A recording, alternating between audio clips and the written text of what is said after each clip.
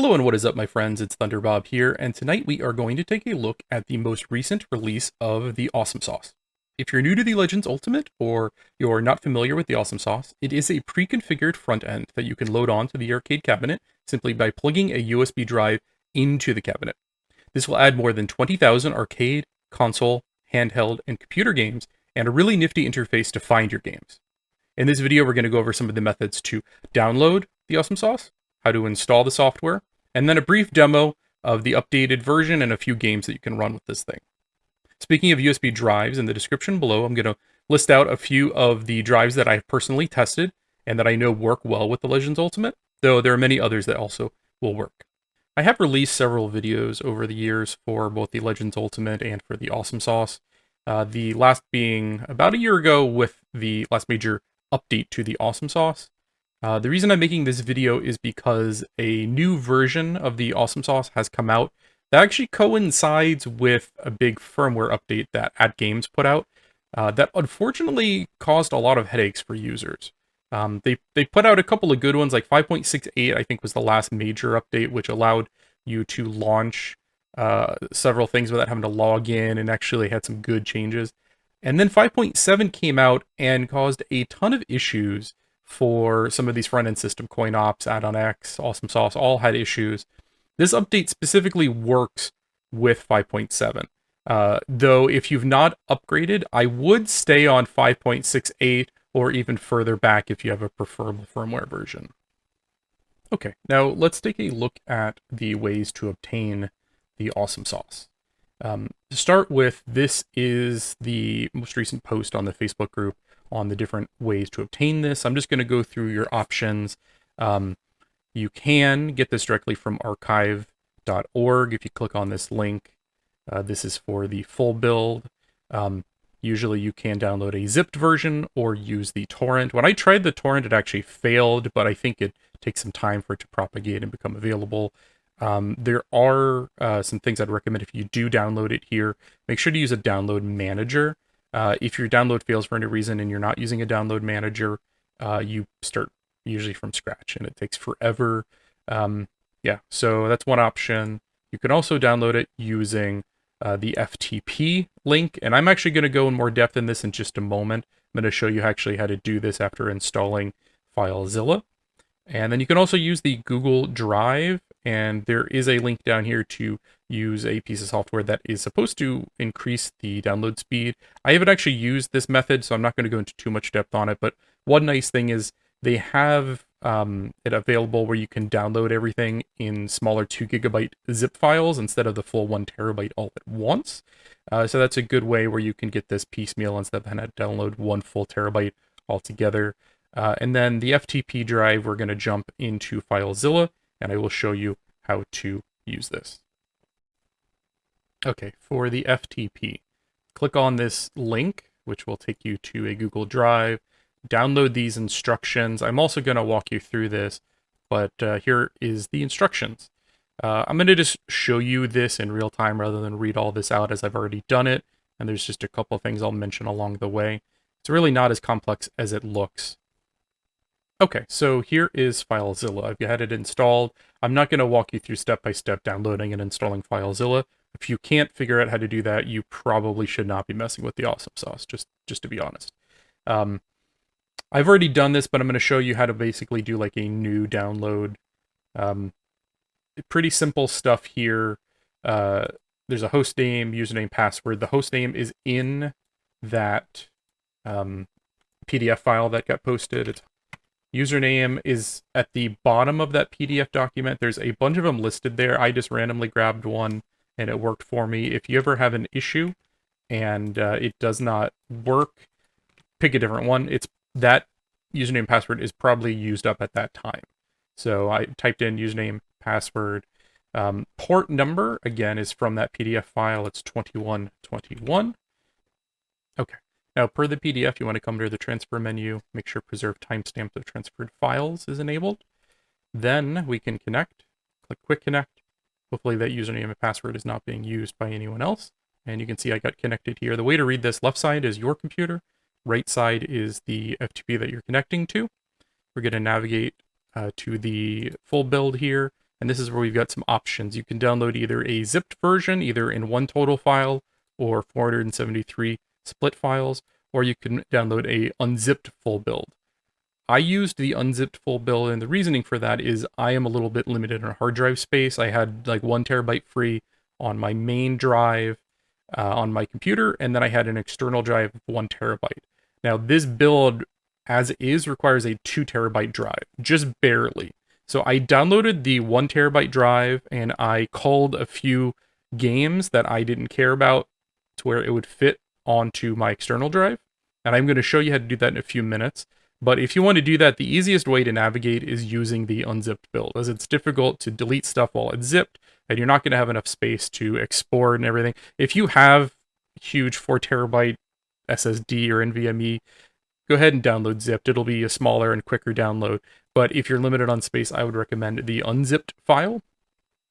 Now, you'll see on the left here, I've already downloaded this. So this is what it looked like when it was finished. I'm going to show you how to start this on a new download. Basically, you select where you want to download to, and let's just rename this new download. And this is the file folder that's open, and then I'm going to tell this to download. And it's going to take a little while, but you'll see it's already built that unzipped full build folder there, and you can see it's downloading away. Couple of things to mention about FileZilla. There is a way that you can make this go a little bit faster if you go to Settings, and you go down to the Transfers menu. If you look at the PDF, they actually recommend bumping this up to 10. And you can try that. I actually found more success around 5. Technically, it will go faster, I think, at 10. But I want you to look at this failed transfers down here. Right now, I don't have any failed transfers at 5. I'll probably get some over time, but if I bump this up to 10, it is going to ping that server so fast that a decent number of them are going to fail. And it's going to depend on, like, I think the server you're connected to. It's going to depend on your connection. There's a lot of factors that go into this, but when I set it to 10, I was seeing a huge number of failed transfers with the server I was running. And what you then have to do is come down here, right-click, reset, and request all, which was kind of annoying. I almost did like babysit my download, whereas when I set it to 5, I didn't get any fails at all. I'm noticing I'm not getting any fails right now, so I wonder if the server I was connected to maybe just did not have enough bandwidth available or something. But right now, I'm not getting any. If you do see a bunch of failed transfers here start popping up, all you have to do is right-click, reset, and requeue. It'll put them back into the queue. If you put it low enough that you're not getting fails, you can like leave it overnight and not worry about it. And when you come back, it should be all ready to go. But if you leave it overnight and you come back and you see that there's anything that failed, do come in here and reset and requeue those items, and it should continue the download of those items. Okay, and here is what the finished download looks like. You'll notice a whole bunch of folders here. I'm going to just quickly explain kind of what you need to do. Out of the box, if you're running a 1.0 cabinet, you want to copy over these folders to your external drive if you did not download this directly to the external drive. If you are running a different cabinet, if you're running, let's say, 1.1, 1.2 core puck, that's what this conversion file is here. So you would copy over the content folder, basically, and then the background and screensavers, and then you would come in here and you would export whichever one's appropriate for your device. So by default, this works with 1.0, but if you're running like a 1.1 or a 1.2, you'd come in here, and you would then drag these items over on top of your drive. Same thing for the Core Max or the Puck. I've actually got a Gamer Pro, and I have been able to successfully install this on an external drive, and then using this controller conversion file, I've dropped the Puck files over, and it worked on my Gamer Pro. And then when I was done and I wanted to go back to my Legends Ultimate, I used this 1.0 zip, copied it over, and it worked. So it is possible to kind of port one drive between multiple devices. I haven't tried on a Core Max or on the newer systems, but I was able to swap back and forth pretty independently and use this on both devices. I mentioned earlier that I had a limited drive space. I've only got a 1 terabyte external drive, and this technically requires a 2 terabyte. It's just over 1 terabyte. I think it's like 986 gigabytes, which will not fit typically on a 1 terabyte drive when they convert the MBs to MBs and all that. There are some ways you can shrink this down to easily fit on a 1 terabyte drive, and I almost wish someone kind of came behind and culled a few things and made a 1 terabyte version, but it's not hard to make your own. To start with, there's a huge screensaver folder here. I think there's like 30 gigs of video files here. And I mean, someone put a lot of work into this, and good on them for that, but I have never used the screensaver or the jukebox functionality that works with these files.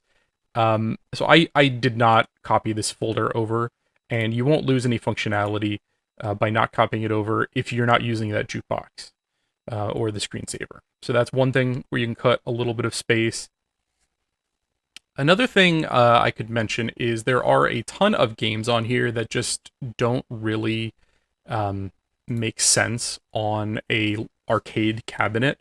And I'm using a piece of software called Space Sniffer to visualize the space on my hard drive here. Let's just go, you can ignore all my pirated movies. Here's the Legends folder.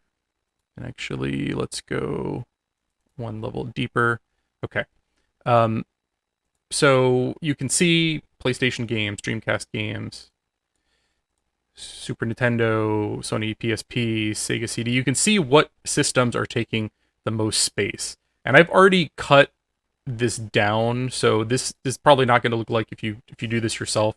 I already pulled out some games that were taking up a huge amount of space to get this running.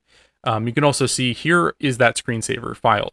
Like, it's taking up a pretty big chunk of the overall space on that drive. The Daphne game, things like Dragon's Lair, like those old VHS CD file games, they take up a huge amount of space. There's also some that are based on like more recent properties. There's like a Sucker Punch one, Princess Mononoke, cool stuff, but they take up a huge amount of space. Scummy VM, I deleted a few things here. These are PC point and click adventure games for the most part that just don't make sense to me playing on an arcade cabinet. So there's a lot of stuff you could come in here and clean up. Like I went into the PlayStation and deleted like a ton of Resident Evil, Final Fantasy, like multi-disc RPG games that I'm just never going to sit in front of my arcade cabinet and play. And I probably deleted about 50 games out of the, 25,000 games in this pack, and was pretty easily able to make this fit on 1 terabyte when I excluded the screensaver files. So if you are trying to make this fit, it doesn't take that much effort. You can come in here. If you're using something like a Space Sniffer, this is a good way to visualize at a glance how big everything is on the drive. And you can come in here and like, okay, I'm never going to play Fear Effect on my arcade cabinet. You could simply come in here and delete it, or you could right click and open up the folder. And here are all of the PlayStation 1 games, and you could come in here, sort this by size, and delete, them this way as well. But I just find if you've never used Space Sniffer, it's a free piece of software. It's just a great way to visualize the space on a drive or in a specific folder and to clean it up. So by doing that, you can pretty easily fit this on a 1 terabyte drive. Now you've drag and drop files over to your drive, you plug it into your system, you go to the BYOG menu, you go down to add-ons, and then you'll have a couple of options here. Typically, you're going to see something like a performance mode and a no boost mode. The performance mode is basically like an overclocking for the system's CPU. You'll get a little bit better performance in some games. Sometimes you'll run into some stability issues and crashing. It really is just kind of the luck of the draw on your silicone on your chip. I found some issues with the Gamer Pro running on the performance mode. If you run into any issues, I would do the no boost version instead. That initial load can also take a while, depending on if you're using an SSD or hard drive. But like I said, I'll have some drives down in the description below if you're interested in drives that have worked for me. After that first load, though, it should be a bit quicker in the future. And I'm just going to talk over some footage showing some of the new changes, the new interface, demoing a couple of games. I want to show off first the updated themes. There are a ton of themes that have been added since the last update that I've seen.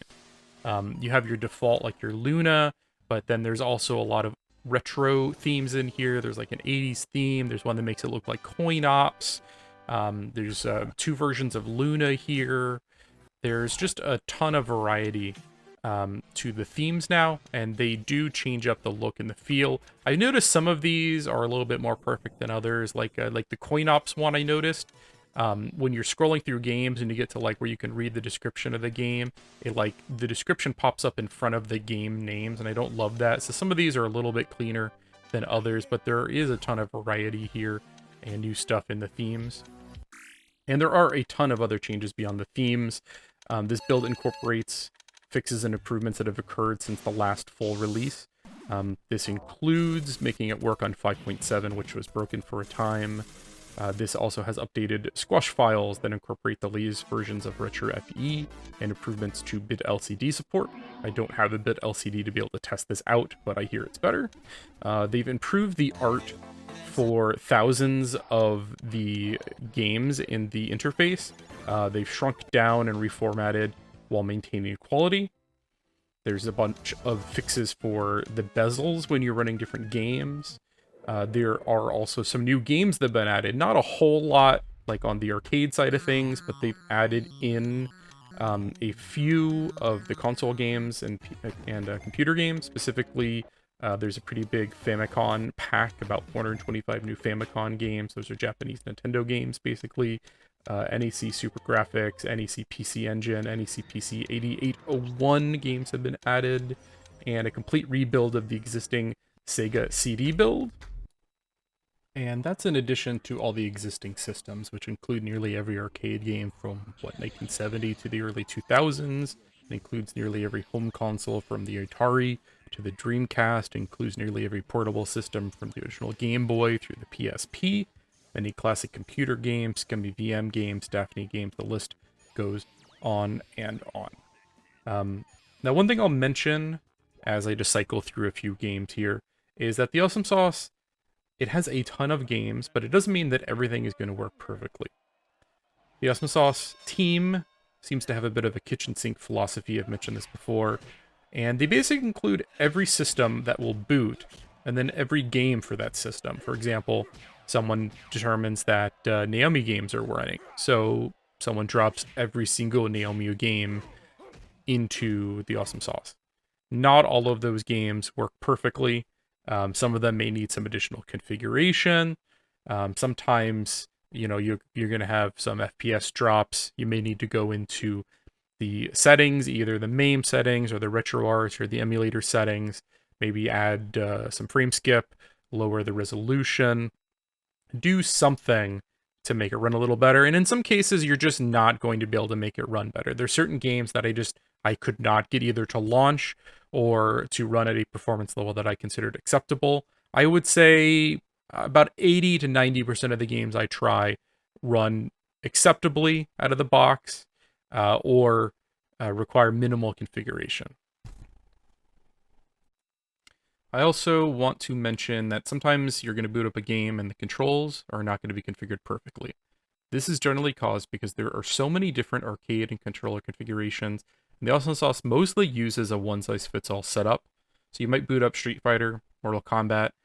All of the buttons are probably configured, but may not be in the exact configuration that matches the original arcade deck. You can go into the settings and either configure that entire system or that specific game to your preference. Again, most of these games you can boot up and control reasonably well, but if you want it to be perfect, especially on like a 6-button fighting game, you may need to go in and customize those controls. That kind of is the trade-off with the Awesome Sauce. They definitely have a ton more games, but there is going to be a bit more setup and a little bit more work on your part on some of these games. You could go to CoinOps X, and I think they have a pretty comparable arcade list of games, but way fewer console games, and there's just a ton of games on the Awesome Sauce that just will not run on CoinOps. So they have a little bit more curated list of games, and probably a little bit, I would say, a little bit better configuration as far as like performance and controls go. But if you want access to games like NFL Blitz, you want access to games like Soul Calibur and Nintendo 64, PlayStation, Dreamcast, Naomi. There's a lot of these that will not run on CoinOps at all. I know there's also a new system. I haven't poked around much with it called Unchained. My understanding is it's pretty comparable and what will play to the Awesome Sauce, but it does require a lot more configuration on your part. If I do poke around with that later, I will try to do a video on it, but I'm really happy with the Awesome Sauce, so I haven't really bothered to go into those other systems yet. But that's kind of the difference right now. Awesome Sauce is kind of a, here is everything in the kitchen sink, but you might need to be a power user and go in and change a few things in MAME or RetroArch to make it to your liking. CoinOps is a lot more plug and play, and here are 2,000 or so arcade games that all run pretty well. And then the Unchained, you have to go in and do almost all the configuration and set up yourself, add the art and everything. So those are your big three options if you're looking for a big front end with a ton of games built in.